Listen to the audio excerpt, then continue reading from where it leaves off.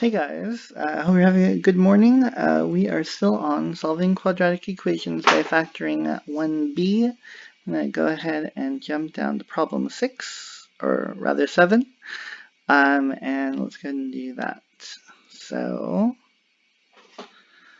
um, this is a quadratic equation. It is set equal to 0, and in this problem, we have a equal to 2, b equal to 5, and c equal to -3.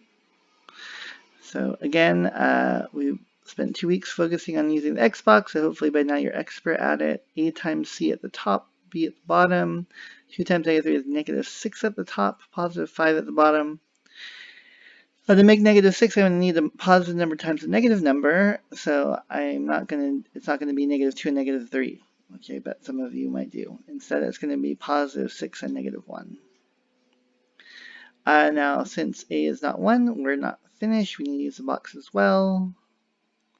So I'm going to have in the top of my box, top left goes the first term, 2x squared. -3 goes on the bottom right, -3, the constant term. And then the two numbers I found, 6 and -1, become 6x and -1x.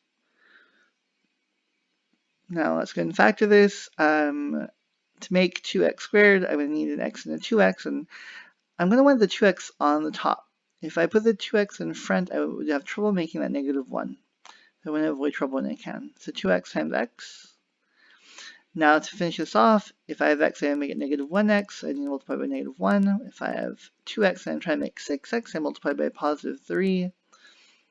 And then I just check, is +3 times -1 equal to -3? And the answer there is yes. So my factored form, and I learned from last time, let's write it up here to save space. X plus 3 times 2x minus 1. And that's equal to 0.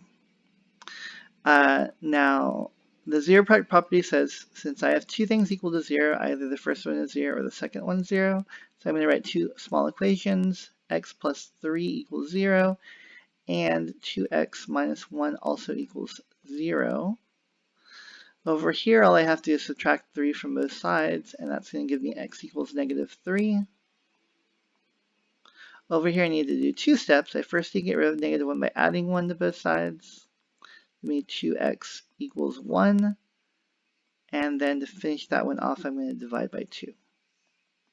And that's going to give me my second answer equals x equals 1/2. Let's put a nice box around them so we can see them.